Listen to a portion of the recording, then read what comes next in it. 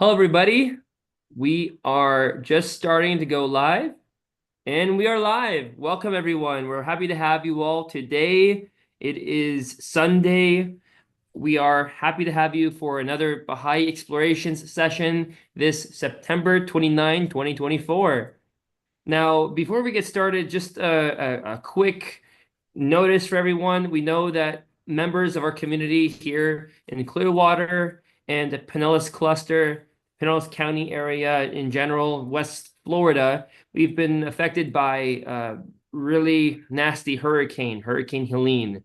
As a result of that, we understand some people may need assistance. Those of you who are in our community or friends and or people who may have been here just for a short time or long. We understand that everyone got affected in some way. If you are in need of shelter, housing, and what have you, there are resources that are being provided by Pinellas County and FEMA. We are strongly urging you to take a look at those links that are available from the Pinellas County government. And we have posted them here on our Facebook page for the Baha'i Center of Clearwater, and also some other faith communities have been posting it. If people need help with meals, there's also a website to sign up and receive that assistance as well. We're very sorry that there's a lot of people who are going through this. And of course, we are hoping for everyone to remain steadfast and work together, come closer to rebuild. So with that being said, we have with us another native Floridian, Mr. Dean Martineau, who is our speaker for our Baha'i Exploration session today. We appreciate, while we went through this special PSA, the patience, of course. That being said, our topic this week is a deeper exploration of the principle of the oneness of humanity. This principle of the oneness of humanity is the central teaching of the Baha'i faith. Nonetheless, it seems we do not often discuss the deeper implications of this important teaching for our thought and behavior. In this program, we will read and examine several passages from the Baha'i writings which elaborate on this principle, discuss its real-life ramifications in the Baha'i community and outside of it, and do some role reversal exercises to stimulate our thinking. With that being said, Mr. D. Martineau is by profession an adaptive technology trainer living in Eastern Florida. He has been studying and striving to serve the Baha'i faith for a lot of years. That being said, you are all welcome, please, to enjoy this special session as we take a break from the natural disaster and its ramifications around us.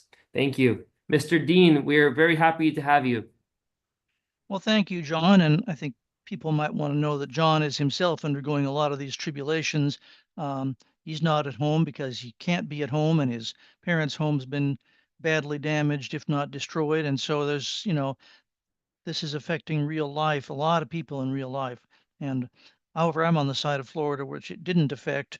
Um, and I can't say I'm totally 100% sad it didn't affect us, but it's just these things in the world are really disastrous, and they're probably going to get worse. But be that as it may, we're gonna talk today, and hopefully talk, because if you don't discuss, it's going to get really boring because you're going to listen to me a lot, and that's not necessarily what you want to do. Um, we're going to discuss the principle of the oneness of humanity. Now, those people here who are adherents of the Baha'i faith, then that is one. And if you're not too, but those who are Baha'is know and have known perhaps for a long time that this is the central teaching of the Baha'i faith. Everything revolves around the principle of the oneness of humanity. It is a totally new teaching, never before elaborated by any of the manifestations of God, because we believe that they bring us truth progressively through the ages. And while their teachings, obviously the manifestations of God in the past, don't contradict this principle, they never really elaborated it either. It wasn't time yet. It wasn't the age of maturity of humanity, which we've now come into. So what we're going to do today, and Exactly how this all runs is going to be a matter of experimentation. You're all sort of guinea pigs for this a little bit. We're going to first read and hopefully discuss at some length some passages from the Baha'i writings or implication implied by the Baha'i writings. We have some of both regarding the principle of the oneness of humanity. Then, depending on how much time is left after that, I have some things to discuss that are nowhere near as important as the passages from the writings because they're just my thoughts and notions. And we might even do something kind of fun. This may be the first time in Clearwater Baha'i history you'll have the some a radio newscast that we'll have a little later on. So we have that to look forward to, time permitting. So um, Jeremiah, if you want to put the first slide up there, um, we're going to have there's three, well, actually three passages and one of which is very long. The first few passages that we're going to discuss, this first one is especially important. Um, those of you who are Baha'is know that the Universal House of Justice is the supreme governing body of the Baha'i faith. Basically, what they say is as true as what Baha'u'llah says. It just isn't divine revelation, but they are, because of the covenant, they are infallible. They don't make mistakes. What they say is perfect. So 4 years ago, in the midst of all the uprisings that were going on regarding George Floyd and other murders and martyrdoms of African Americans in the United States, and lots of unrest that was coming to the surface, they wrote a letter to every individual Baha'i in the country. Now, this is really unusual. They hadn't done that, the Universal House of Justice, they hadn't done that for like 33 years before that, I think it was. They just don't do that kind of thing. They've written one letter to all the individual people in the world. That was one we may know as the promise of world peace. And then they wrote this letter to the Baha'is, every individual Baha'i in the U.S. Not they always write to the institutions, to the national spiritual assemblies, and they often write to individuals, but here they wrote to every single one of us who are in the United States. And so you can, like when it says um, to the Baha'is of the United States, you can cross that out and you can say to Dean Martineau, dear Baha'i friend. That's we can do that because that's what they're doing. So they wrote this letter to us, and we're not going to discuss very much of it. I feel this letter hasn't gotten very much discussion in the Baha'i community as much as it deserves. And the passage we're going to quote, I don't think has gotten very much discussion in the Baha'i community. And so let's start out by reading that. I'd like to have people volunteer to read. I can read, but you're going to hear enough of me as it is. So if someone would volunteer to read this first passage that's up there, um, we can then discuss it.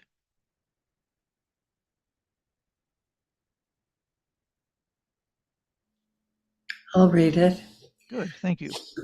Every believer, as the promulgator of Baha'u'llah's central principle of the oneness of humanity, should deeply meditate upon it and weigh its demanding implications for the profound alteration of thought and action required at this time. The Universal House of Justice. So this to me is amazing. And I have to wonder how many of us have, since this came out, and you're not exempt if you're not a Baha'i. Okay, this was written to the Baha'is, but everybody in the world should be deeply meditating upon this right now, just that this was the population they were writing to. So, how many of us have, since this came out, or before or after, deeply meditated upon the principle of the oneness of mankind, the central teaching of Baha'u'llah's central principle of Baha'u'llah's faith? How many of us have weighed its demanding implications? That's interesting. So the principle of the oneness of mankind has demanding implications. And what do those implications involve?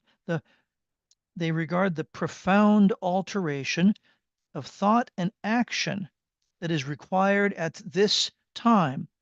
So this it's really simple. I mean, I think many of us in the Baha'i community sort of, oh, we believe in the oneness of humanity. That's no problem. And we hear this all over the place. It's not something that most people can object to right now.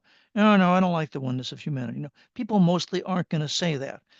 They may or may not think it, but they almost seldom think it, and they probably aren't going to say it. But how deeply have we dug into this? We say, oh, we believe in oneness of humanity. And sometimes it actually has been a problem. And you'll get some of my biases here when a person of a different culture or a different color than perhaps is the dominant one in the Baha'i community raises an issue if they feel they are marginalized or that their ideas are not being accepted or being listened to, then they are told, well, you're creating disunity. Um, and this has been a problem, and a lot of people have felt the need to distance themselves from the Baha'i community because of this approach to the principle of the oneness of humanity. Um, does anybody have any thoughts about this passage before we go on to the next one?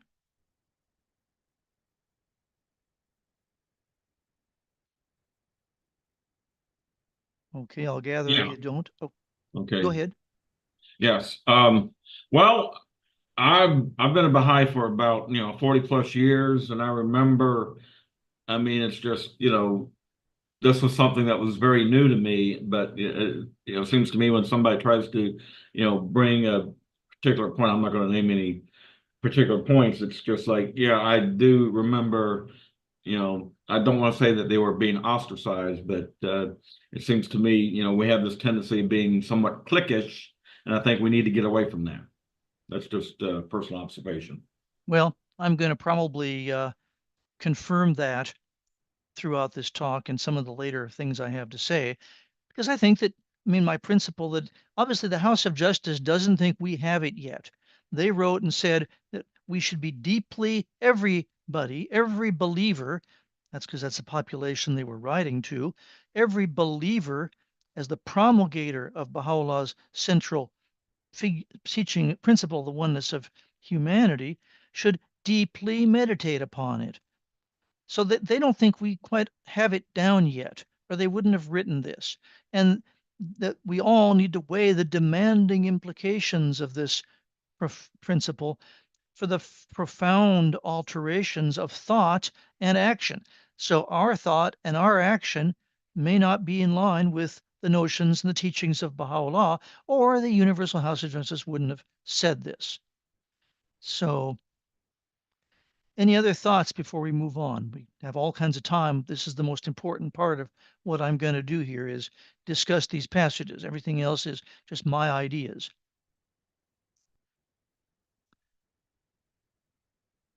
Okay, let's move on to the next passage. This comes from a document that many of us know, and this was the one that was written to all the peoples of the world, the only time that in their existence that the Universal House of Justice has written to every citizen of the planet as an individual, and that was called we called it the Promise of World Peace. It was written in 1985 in to commemorate the United Nations Year of Peace that was going on at that time. And we have two passages from from that document that we're going to share and discuss. Would somebody like to read the first one?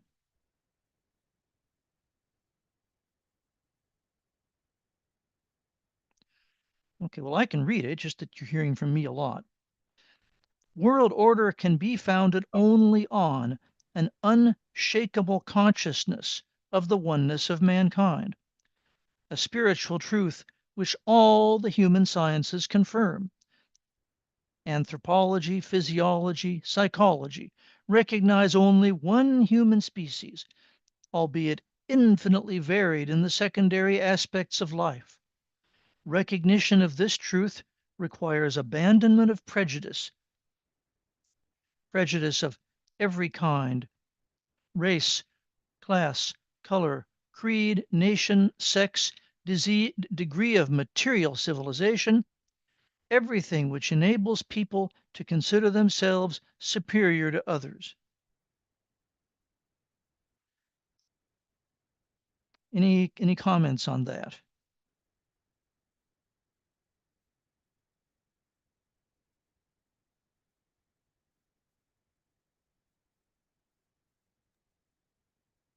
Well, my comment would be it should be a given, but unfortunately, I think there's this, I guess we're still imbued with American exceptionalism amongst some American believers. They say, "Oh, U.S. is perfect. I mean, we have special tablets read to us, so I guess we're kind of special." But the thing is, as a believer that happens to live in the United States, we need to get away from that type of thinking and look at the rest of the world, you know, as not being so suspicious of it. But that's just a personal thought.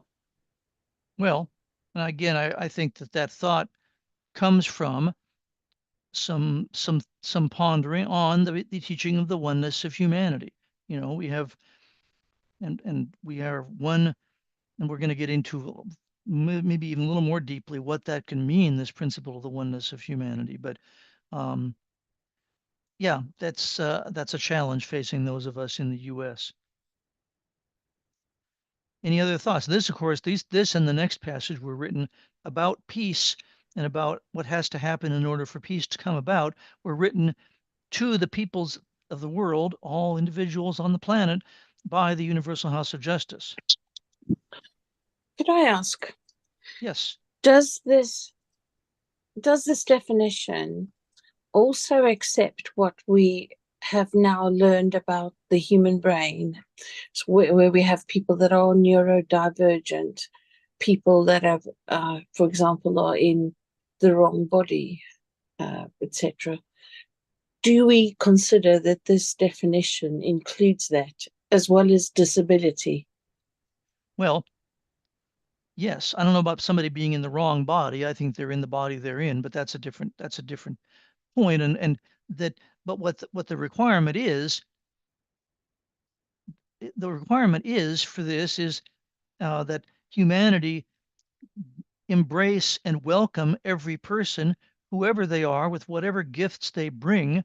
And sometimes those gifts can be caused or accentuated by disabilities or neurodiversity and different things. So there's no question that it does involve and incorporate and take in all of those. I mean, I happen to be blind, and that's something that doesn't really bother me because I haven't ever seen to begin with, so I don't really care. But being blind in this society is a little tricky because other people do, and other people don't think I can do very much. And that's a tiny problem compared to the problems faced by people of different races and ethnicities in this world, for whom this society really isn't built. So yes, absolutely, the principle of the oneness of mankind is meant to embrace everybody and implies a totally different way that everybody should be treated than we are now treated. And there's nobody who's really treated well. I can't say that anybody has it easy, quote unquote, in this present world. Nobody does. Can you uh, elaborate on this sentence from the House saying that anthropology, physiology, psychology, all this recognize only one human species? Can you explain what it means by all these three? Well, um, maybe a little. There was a lot of effort made, and it's one of the things that it's important for all of us, particularly those of us in the US, to do, is to understand that race was a creation, and why was it created, and for whose benefit. And so race was basically created, and there's a lot of evidence to this and a lot of study that can be done, was created for the benefit of rich white people, and and landowners and all of this. This effort has been going on for a long time, but it was really created, a lot of it, in the late 1600s, early 1700s. And then after that time, a lot of effort, the sciences went to a lot of effort to prove that white people is the superior race. Why do we call ourselves, or why are we called Caucasians?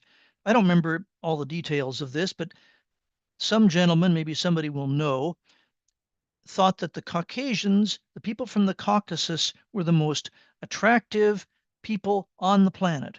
And so that's why, so he went about proving that by exercises of brain size and um, brain capacity and all kinds of different things, all kinds of different studies were done and published and disseminated to prove that the white race is the superior race.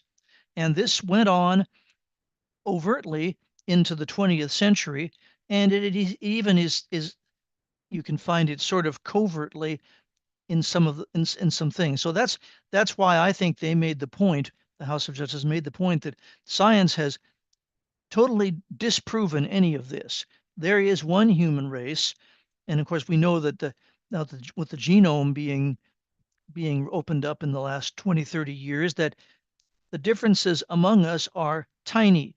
Those differences, the differences between an African American and a European American genetically are minimal, are insignificant. Those differences have been created by us.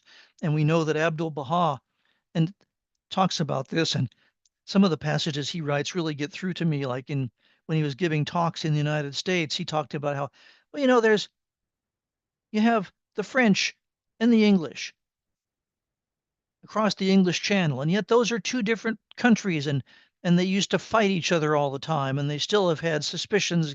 And it's true. I mean, it's ridiculous. Why should they be? Why this little English Channel, and then you have different countries across one side and the other? We are one race, and all of science knows that, and the religions have always taught it, even if they hasn't been their major teaching.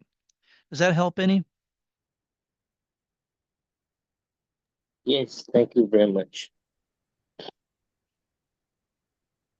Any more thoughts here before we move on? No rush. I'd rather discuss these passages from the writings than my ideas. But anyway, we can. Well, one thought is that, okay, you talk about the oneness of mankind. I mean, right now there's this argument about, so-called immigration. And, to me, these arguments kind of stem from white supremacy. And if you look at it from a historical perspective, there was this thing in the United States called Manifest Destiny, which, led to, you had when the United States first existed, there was only like 13 colonies, and it was east of the Appalachian Mountains. And then over the period of about 150 years, the American territory expanded from coast to coast. And the United States that exists today only existed since 1912. And of course, since then, we added two more states. And now it's like, this argument about, so-called immigration is just that, unfortunately, it's turned into a political football. Of course, we're not supposed to talk politics, and we can, divert, lose our point, but just Well, like an opinion. Most of us were not born. Our ancestors were not born on these shores. Um, most of the people in the U.S. Their ancestors immigrated here. They were not born here, and they.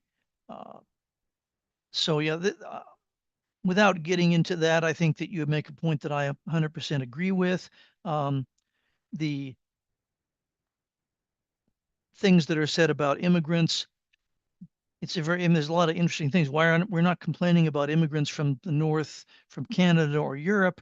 We're complaining about immigrants from the southern countries, and there's often very little understanding about the life those people face and why they might want to immigrate here, and um, the contributions that obviously immigrants have all made to this country, because it's a nation of people who've come from elsewhere to create the nation, which has the potential and will be the greatest nation on earth once it embraces all of its population. But yeah, these things are just are not. They are ideas that prey upon notions of economic insecurity. They're generally not supported by the facts, and they are entirely fictitious. So there's obviously a need for the country to have a policy about immigration and how it's going to handle it. But one should wonder what philosophy should underpin that policy. What should be our attitude toward people of other countries? Abdu'l-Baha talks about that in Paris Talks when, there was a big hue and cry about a railroad accident, and Parliament was going to discuss the railroad accident. And he said, why aren't we caring about other people? Why are we just caring about people that were injured in that railroad accident? And that's, you can read that in Paris Talks. So I think there's a lot that needs to be changed here. Love, which underpins the religion of all the religions of the world, is the most important teaching of all religions. Doesn't seem to always be in play here. Okay, any other thoughts before we move on to the next passage from the Promise of World Peace? Yes, I'd like to comment that, some people, or whatever, the oneness of mankind, some people view as uniformity. It would be a uniform system instead of unity and diversity. And also that nationalism is still so strong within communities, Yes, there are a lot of barriers to peace. The Universal House of Justice talked about that in that 1985 document, and nationalism was one of the barriers. Prejudice is one of the barriers. These are all things that are keeping us apart, and they've written more recently in 2019, I believe it was, that humanity had several chances to really reach world peace, really embrace it, and humanity has not chosen to embrace those opportunities. And in the US, obviously they were in the US, they obviously wrote that letter in 2020 to talk to us about the principle of the oneness of humanity and elimination of racial prejudice and bringing the people together. So these ideas, these barriers that you mentioned are definitely there and are all part of embracing or overcoming them, of those barriers. They can only really be overcome by a universal acceptance of the principle of the oneness of humanity. Yes, I'm really like my country. I have a lot of gratitude toward my country. I don't necessarily, however, think that my country is better than any other country, or that it has any reason to, assert itself or dominate over any other country. But I am very grateful, and in that sense, I have what the House of Justice calls a sane and legitimate patriotism. I would not have had the life that I had anywhere else. But there are other factors there too. Any other thoughts? Okay, let's go on to the next passage. This is also from that document called The Promise of World Peace. And this is an important, kind of an interesting visionary passage. Do we have any volunteers to read? I can read if you wish. I'd like that.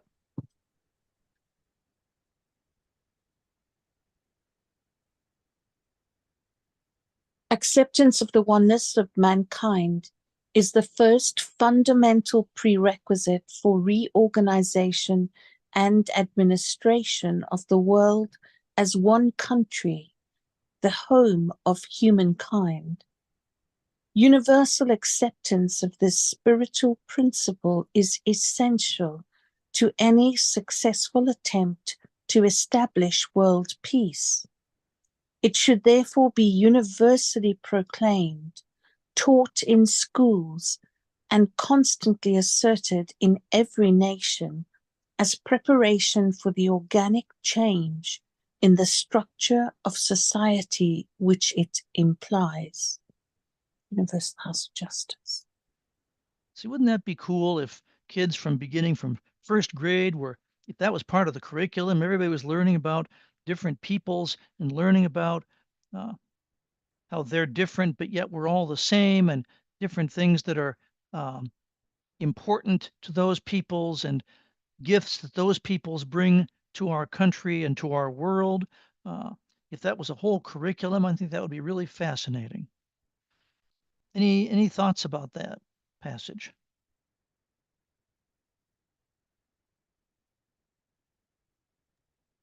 Well, it was part of the curriculum at one time, but unfortunately, that curriculum has been changed, unfortunately, because of political pressure.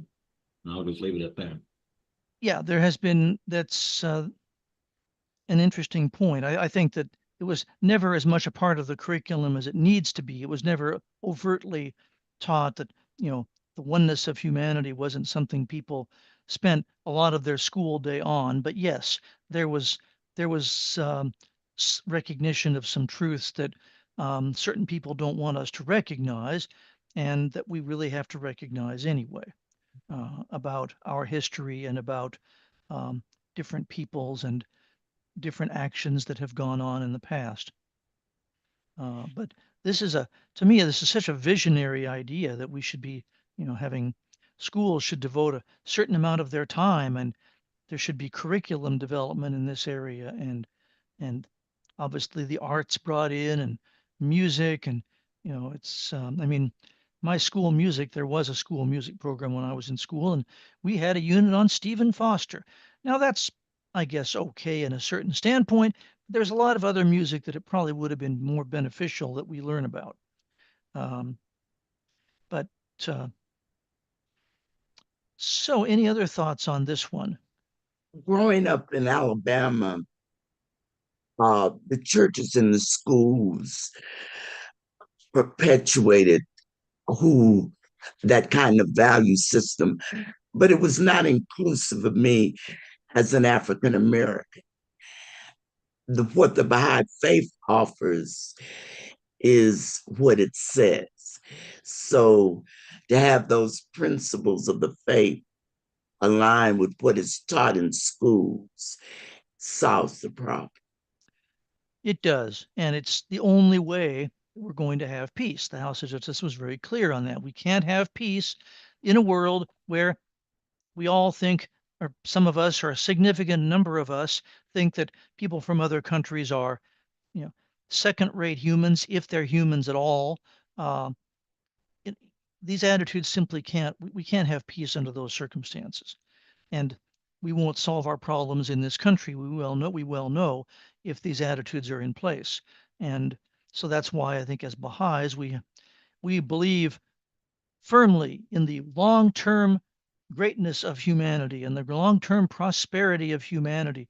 But the short term doesn't look all that good because we're not embracing these ideas very, very well. Do you have any idea of how you could incorporate that in schools at this time? It is something that has been close to my heart for a while, and I sat down with a couple of other friends, and unfortunately found that I'm in the UK, so the school system is different. That it would be very difficult to incorporate any of the Baha'i children's curriculum or even junior youth curriculum into that of the generic school, because of the issue with the fact that it's come from a faith. So if you have any thoughts on how that could be done, that would be really good. I know it's not what we're teaching here, but it is a fundamental way of ensuring that this principle is understood by all. Well, yeah, we face tremendous obstacles. All these things, all these teachings, humanity is going to face tremendous obstacles to implement them. The first thing, and the House of Justice talked about that in the Promise of World Peace, is in fact basing our decisions on spiritual principle. We can build a school curriculum and educate children. Okay, cool. That's what we have now. We've got a curriculum and we run through children through it. But we need to base our curriculum on the spiritual principles. The only thing I would say about what you said is maybe to take a broader look at it. Don't mention Baha'i at all. Don't mention Baha'i teachings, Baha'i children's classes or junior youth programs, but maybe there's a small way to bring in notions about learning about other peoples and other societies and what gifts do they bring and what are the strengths of those countries and what are the heroes of some of those people, that that I one story, and if those of you in the U.S. who don't know about it, I'm going to challenge you to go learn about it. The story of Robert Smalls. If you don't know the story of Robert, every second grader in the U.S. ought to be learning about Robert Smalls. He was a slave. He commandeered a ship at the beginning of the Civil War, and full of all kinds of weaponry, and through an absolutely wonderful story that is just, you know, keeps you on the edge of your seat reading it. He took that ship and delivered it to the Union Army. Everybody ought to know about Robert Smalls, but hardly any of us do. And that's just one tiny example of all the people everybody ought to know about. And so maybe that kind of implementation, maybe sometimes, some places is possible, but not all places. Certainly in the state of Florida, that kind of thing wouldn't be very well accepted right now, because somehow there is a belief afoot that if children of European Americans learn about the history of their country and learn about some of the things their ancestors do, it will make them uncomfortable.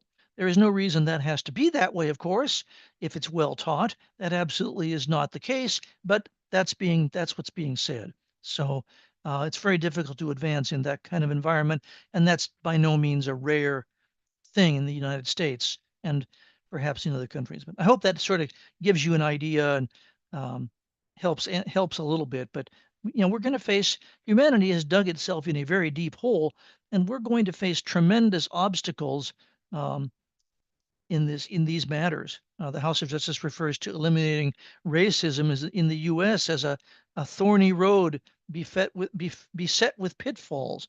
I mean, this is not going to be easy, but it is going to happen.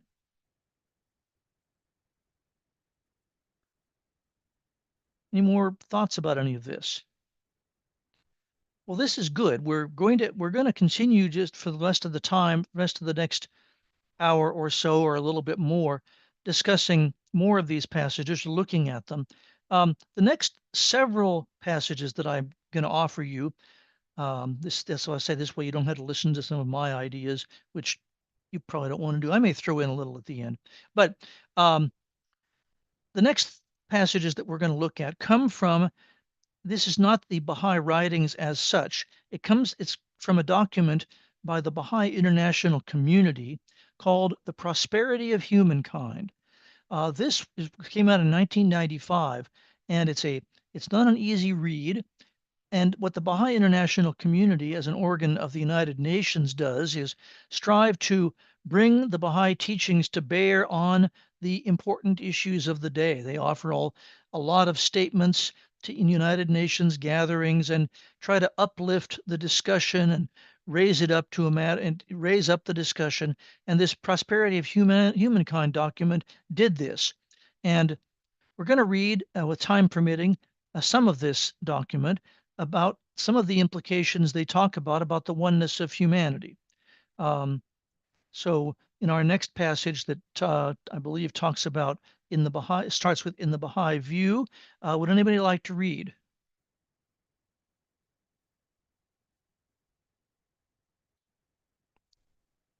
Okay, well, I will read. In the Baha'i view, recognition of the oneness of mankind, quote, this is from I believe Shoghi Effendi, calls for no less than the reconstruction and the demilitarization of the whole civilized world, a world organically unified in all the essential aspects of its life, its political machinery, its spiritual aspiration. its trade and finance, its script and language, and yet infinite in the diversity of the national characteristics of its federated units. Oh, wait a minute, that's not, I just read the wrong passage. That was not what we were even reading. Isn't that helpful? Okay, let's go look at what we're actually supposed to be reading. Do you want me to read it? Yes, go ahead. I'm not reading from the screen because I don't, and therefore Yes. I was just so yeah. Go ahead and read what you're actually supposed to be reading. That's the bedrock of a strategy that can engage the world's population in assuming responsibility for its collective destiny must be the consciousness of the oneness of humankind.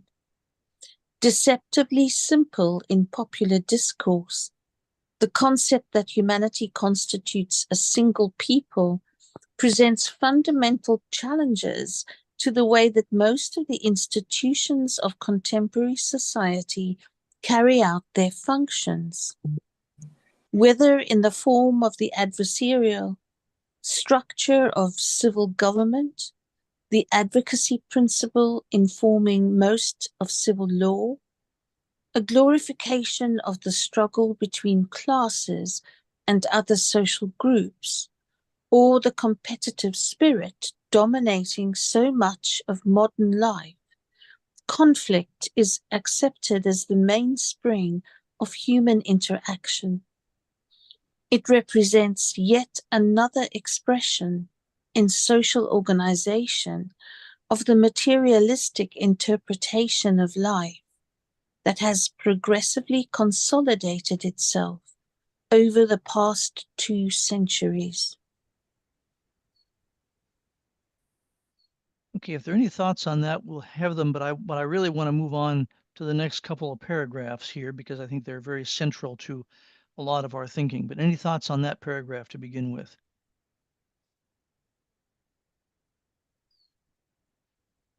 Okay, let's go on to the next paragraph. Any volunteers to read? Oh, I'll read it.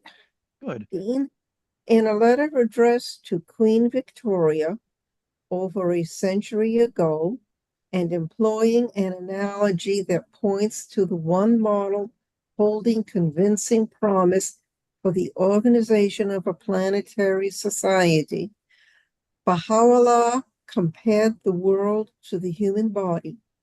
There is indeed no other model in phenomenal existence to which we can reasonably look.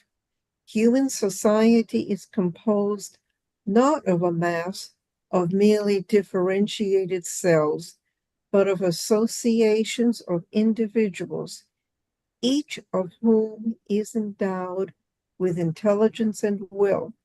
Nevertheless, the modes of operation that characterize man's biological nature illustrate fundamental principles of existence.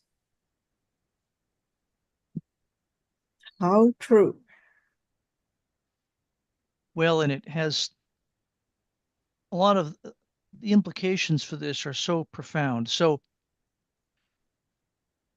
my leg hurts. Now, if my leg hurt, if my leg was damaged, if my leg was crushed in a human body in a sanely run human body where the brain was not completely dissociated. I can't even imagine one of those, but it would be very important to me to take any action I could. I would put all kinds of resources into rehabilitating that damaged limb. I would spare no expense of physical therapy and other kinds of therapy and whatever surgery, whatever it takes. So let's turn our attention now to what happens when people in Guatemala are fearing for their life because of gangs who are running the country, and or people in different parts of the United States, pretty much all parts of the United States, are living in subpar communities and face police oppression and face great economic disparities. They are part of our human body. Everybody is part of our human body, but we do not yet have much of an idea of that and do not give them that viewpoint. Unfortunately, this can also be true within the Baha'i community. And it's important for the Baha'is who are here and elsewhere to ponder all of these things when a person of a different race or ethnic group or disabling condition or different gender brings up a point that seems to buck the status quo. They're not creating disunity. The disunity already existed. They are bringing these matters up to bring them out so they can be solved.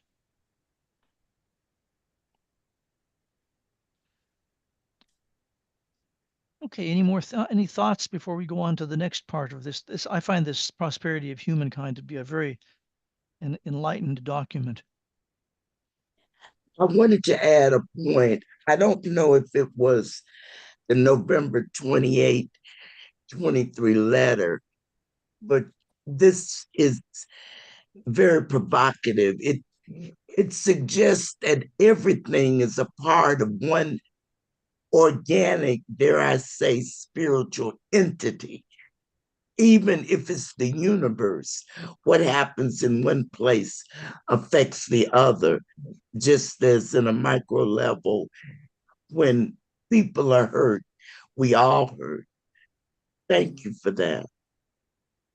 Yeah, well, it's absolutely vital. And it's, I've having spoken some with African Americans, and so they will say, it's like you step on my toe and you apologize, but then you keep stepping on my toe. It's not changing, So, oh, sorry, but you keep stepping on my toe. How am I supposed to begin to trust that you're not going to step on my toe when you are still stepping on my toe? It doesn't work. This all is going to take tremendous effort. We have built these problems up over 500 years. It's not going to be easy. And this generation isn't going to probably see the solution. This is not the time of prosperity and ingathering. This is the time of labor and effort. But this principle of the oneness of humanity simply does give us the one key. And I think our discussions about racism even and racial matters need to be enlightened by and characterized a lot more by discussion of the oneness of humanity.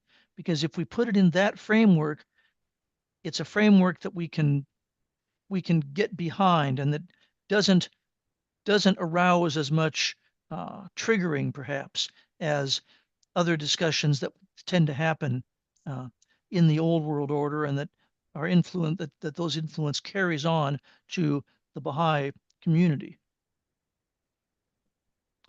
I notice people are coming in and going out of the waiting room a lot, so I don't know the internet may be having some difficulties. Okay, can we move on to the next passage and see if we have a possible reader?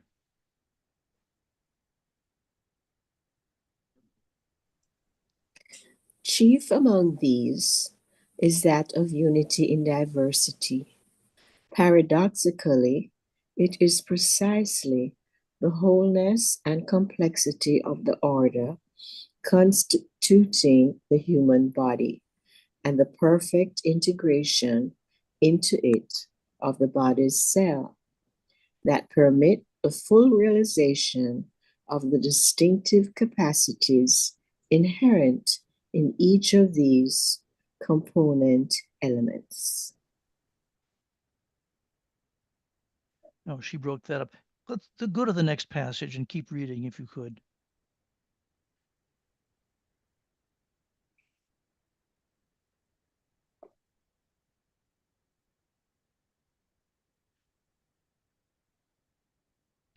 Jeremiah, if you could scroll down to where the passage that begins with no cell. Not a problem. I'll read it. No cell lives apart from the body, whether in contributing to its functioning or in deriving its share from the well-being of the whole. The physical well-being thus achieved finds its purpose in making possible the expression of human consciousness. That is to say, the purpose of biological development transcends the mere existence of the body and its parts. What is true of the life of the individual has its parallels in human society. The human species is an organic whole, the leading edge of the evolutionary process. That human consciousness necessarily operates through an infinite diversity of individual minds and motivations detracts in no way from its essential unity. Indeed, it is precisely an inherent diversity that distinguishes unity from homogeny or uniformity.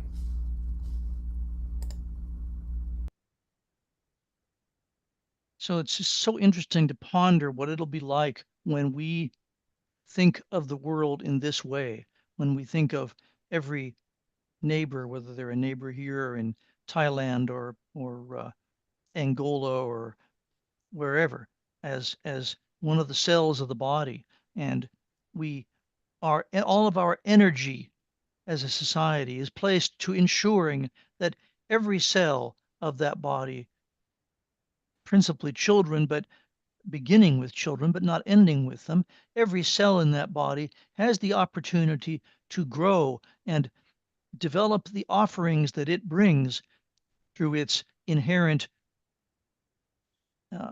qualities as well as the education it receives to bring those qualities to the body of humanity as a whole.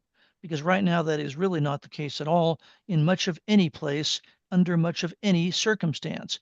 If you have a lot of money or come from a family that has a lot of money or lives in the quote right unquote neighborhood, you will get an education that may help you achieve certain things to the extent the educational system does.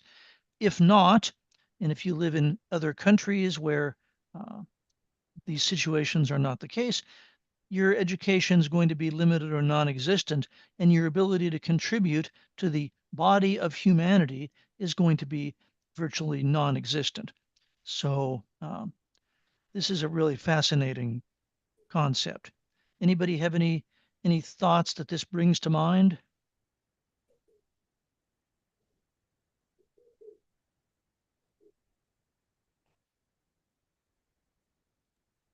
Okay, I let's was go on. reading, Oh, go ahead. sorry, do you want to continue?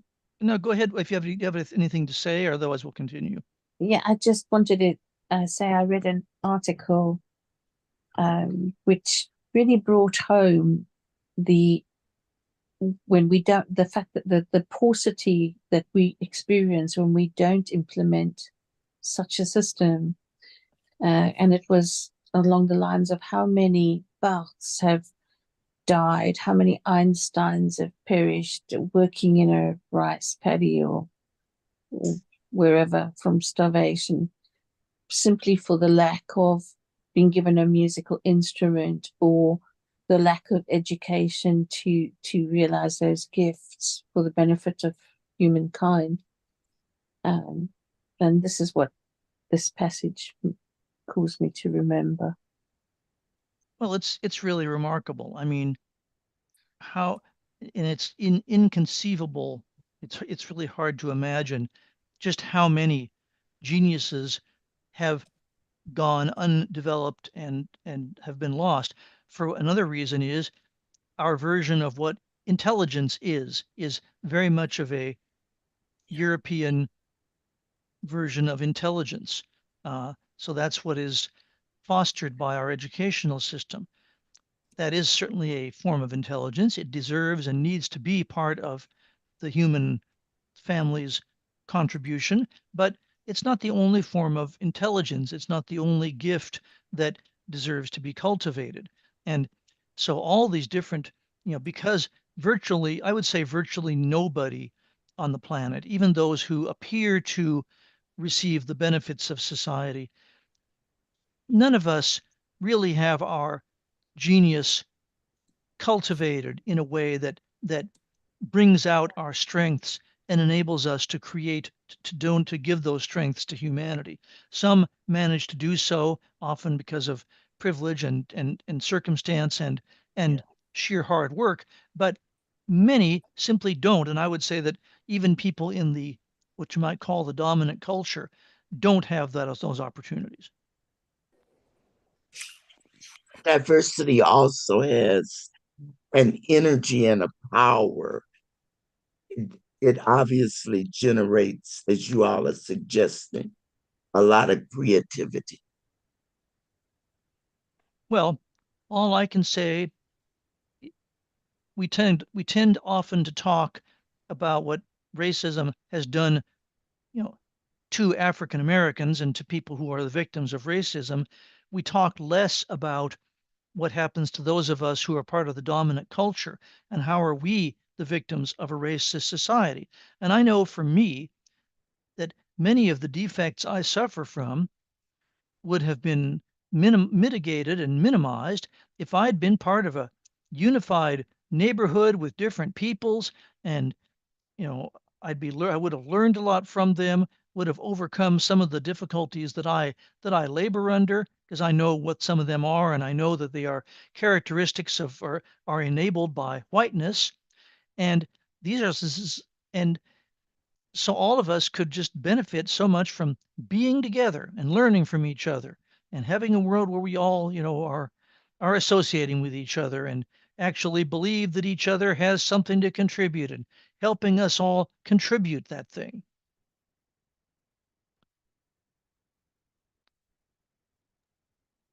So any thoughts on this so far?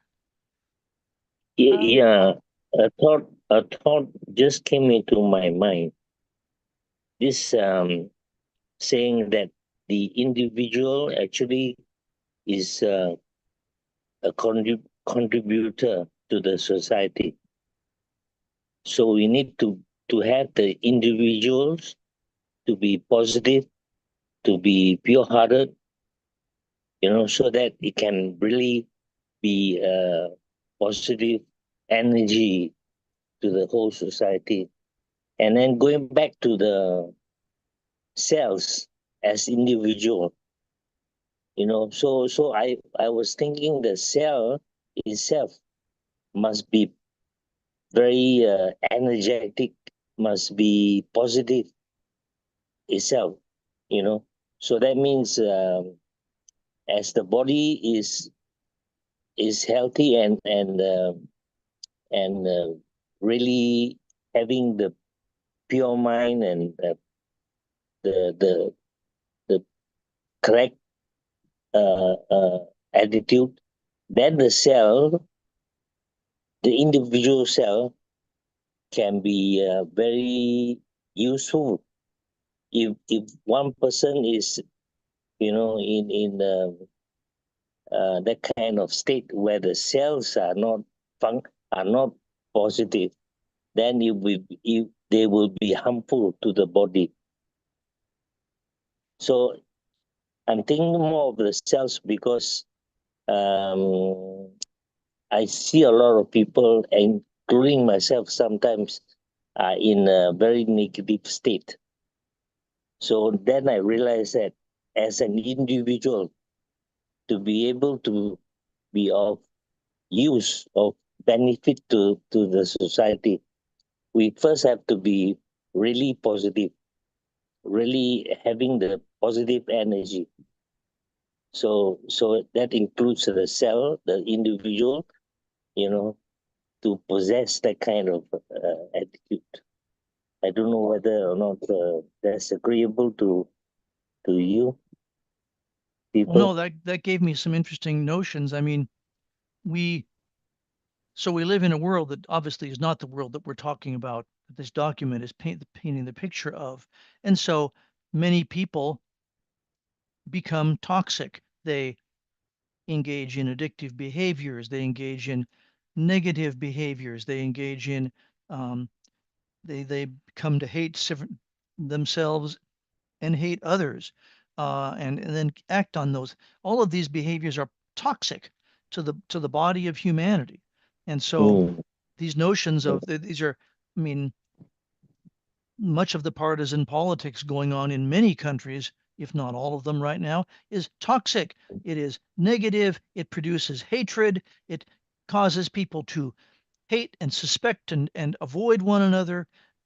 This is all toxic, and it comes about because of the environment that we are in, and the cells eat the cells, the human individuals that are on this planet have been have been raised in an environment that breeds toxicity. You know, wonder Right. one of my comments that I say about the political process in the U.S.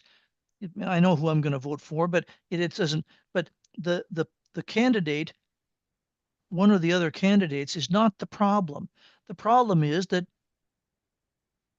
40 to 50% of the population believes that the ideas espoused by that candidate are okay, and are as when in reality, in many cases, some of the ideas espoused by some of the candidates are not even things that should be spoken. They're not even fit uh, for utterance in a sane civilization. So um, it's really interesting, this process. I really like that it distinguishes unity as not being homogeneity or uniformity. So it's not it's not sameness. I've not seen that before, or I haven't registered that before. Thank you. Well, it's clearly a Baha'i teaching. I mean, and Shoghi Effendi talks about, the watchword of the Baha'i faith is unity and diversity. So we have to, unity doesn't mean sameness. Abdul Baha talks about how, gee, if all the flowers in the garden were the same flower, we really wouldn't find the garden all that interesting. It wouldn't be that attractive. It would be kind of tedious. So, but the neat thing about this Baha'i International Community document is that it's really elaborating on these teachings and bringing them down in to ways that we can relate to them. And but yes, this is, unity and diversity, and we haven't begun to really, well, we've begun. I mean, the Baha'i community has begun, but it hasn't gone very far, and the rest of the world hasn't gone very far in embracing this principle. So that if we have an important part of it too, I have a couple of little things I thought of the other days. What would the airline industry be like if it would have been built from the ground up and run by native peoples? What would our medical system be like if it was built from the ground up and administered by people primarily who were not white males? These we don't not only do we not include other people as part of our diversity and unity and diversity, but we don't allow their divergent thoughts to have ascendancy, and we don't give their divergent thoughts the ability to have authority and to actually dictate our systems, which they need to do. So we have a very long ways to go, and if it wasn't for the fact that we are promised that we will have peace and we will have a truly splendid civilization in the future, I don't see how anybody can imagine that we will without those promises and without the Baha'i teachings, because there isn't a lot of evidence of that right now.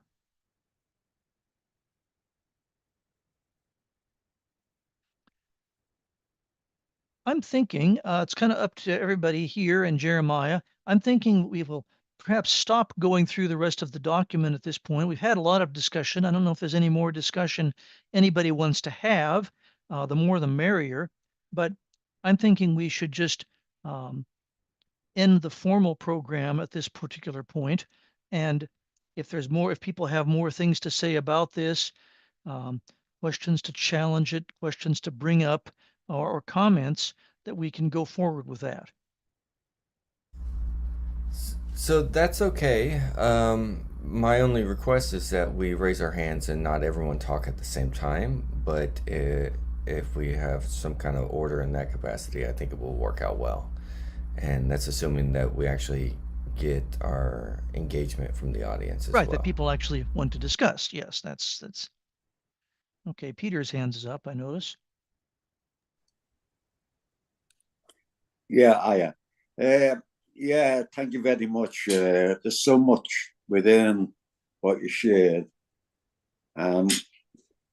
What springs to mind is the need for the whole mindset to be changed. You know, about the oneness for mankind, about the capacity of people and education. So, yeah, it's the whole mindset that needs to be changed in society, from teaching children the oneness of mankind and so on and so forth. And that's all I would like to say, really. Well, indeed it does. And I mean, as those who are Baha'is, we know Baha'u'llah, it was time for a new revelation from God. And that always happens at the darkest time, the darkest end of winter.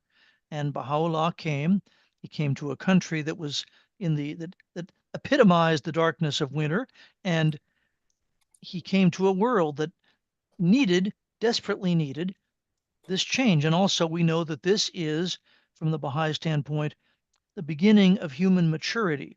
Everything else before this kind of led up to everything up before 1844 kind of led to the beginning of now the time, even though it doesn't look like it, the time of the maturation of the human race. And so these are turbulent and exciting times, and people in the past longed to be alive to witness this. Thank you. So we did have Sharon. If you have a question or a comment, please, now would be the time, and then we'll go to Fariba. But she did. Okay, Fariba, if you would like. Yes, thank you. Thank you, Dean. Fascinating conversation. I was just thinking that one particular area that I was thinking, listening to you, that would really benefit from incorporating all the different way of from different nationalities, different cultures, is in the medical science. That how much our medical science at the moment, especially in the Western world, is dominated by a very Western style of medicine. And there's so much that other cultures, like the Native American culture, from Chinese, from Persian, from very ancient ways of healing, that are not really being taken seriously and not used by modern Western medicine. Well, and I believe that that's an example of what I was talking about, that we may or may not allow other people to have their ideas. Sometimes we do, sometimes we might even kind of encourage it, but we don't, in this society, as it now stands, tend to give those people's ideas, give those people the ability to have their ideas have any ascendancy, take charge of anything. So there are some little places where what you're describing comes to pass, where there is some interdisciplinary medical work, but not very much, and doesn't have the weight of the authority of the American Medical Association and all these other agencies that control our medicine. And it's all very needs to all be retiled and rethought out, as does pretty much everything.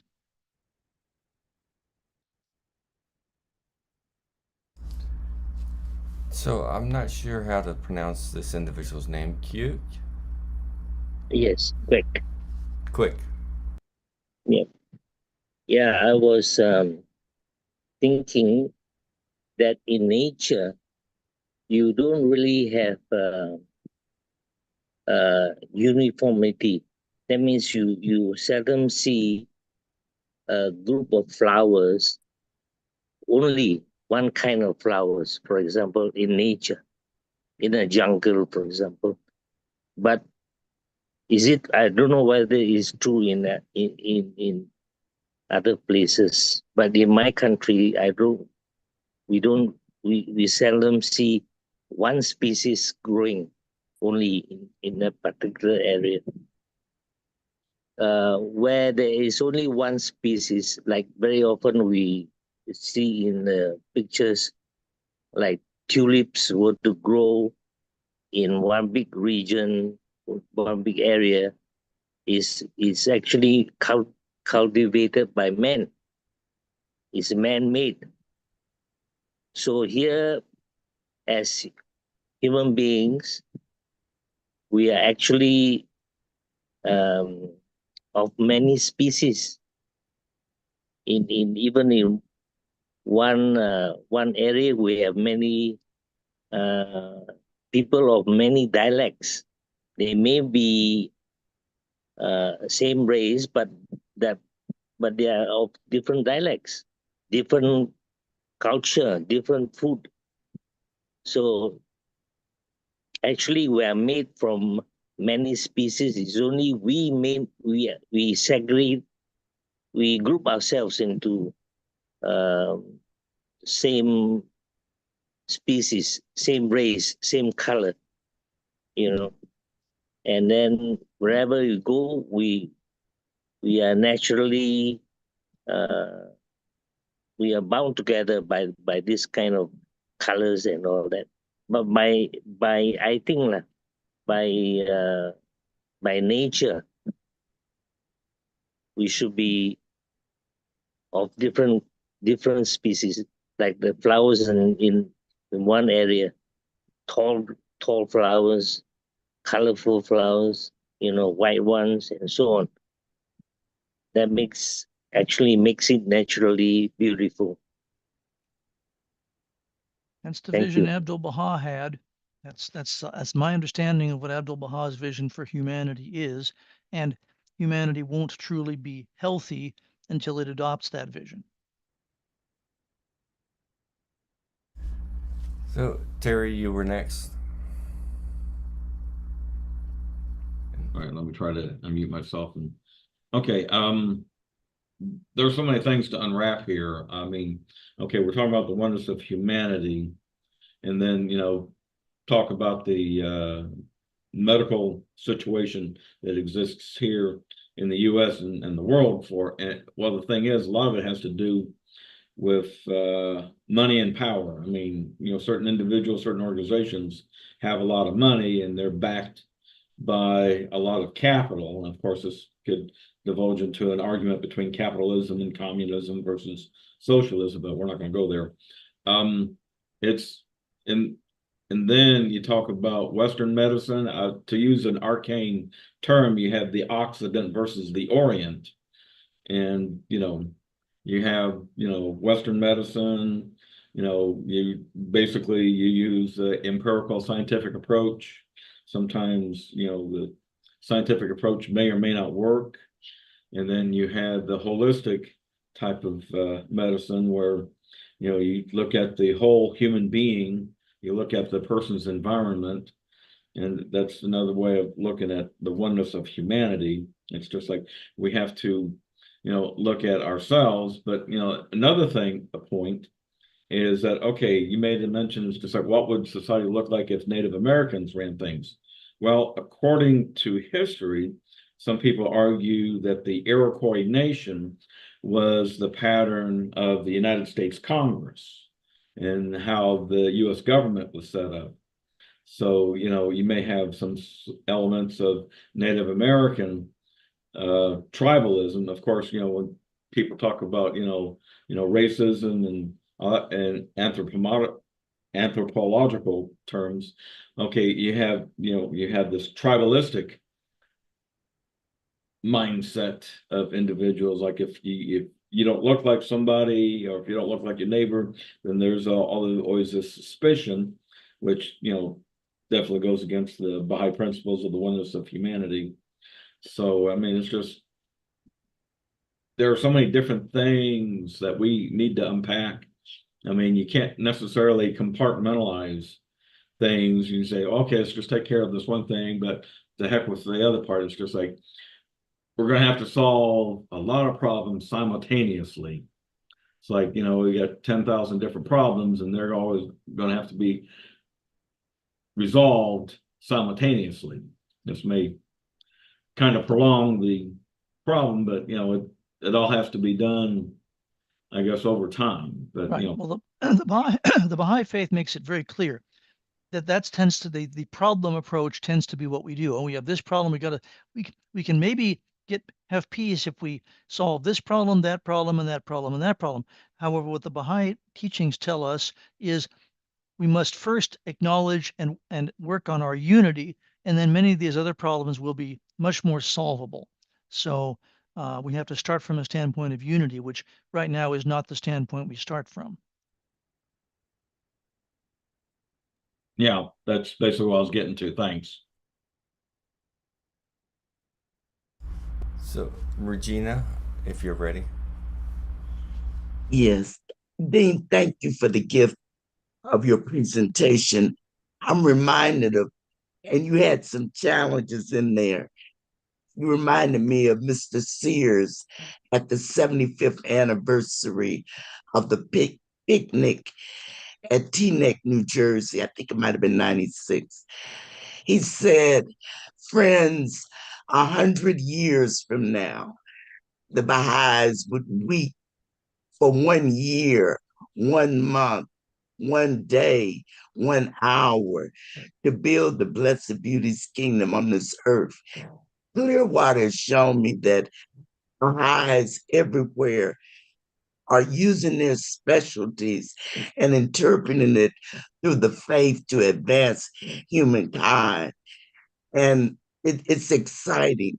So thank you for your presentation about how unity affects everything.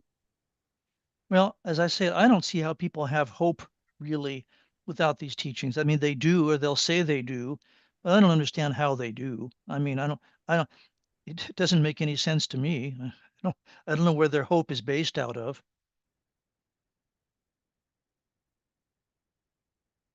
Well, they're probably familiar with the Baha'i writings, but they don't want to admit that. That's my suspicion. Could be, yeah. So, do we have any other comments or questions about the presentation today? If not, we can go ahead and wrap up for the afternoon. Well, thank you all very much for being here and listening, and hopefully this has been of some benefit. Yes, thank you, Dean. We appreciate you being able to provide this. This was a very engaging and really a thought-provoking conversation for not just everyone in the Zoom, but I'm sure for discussion later on in the videos, because these are all online right now anyway. So let's be sure to go ahead and continue the conversation offline. And for anyone else who would like to be able to participate, you're more than welcome to join. You just have to go to our website and get all the information and the links. And Dean, we look forward to bringing you back on, later, where you have more time to present more ideas. Thank you so much for your time, everyone. Have a wonderful afternoon. Bye. Thank you. Bye. Thank you.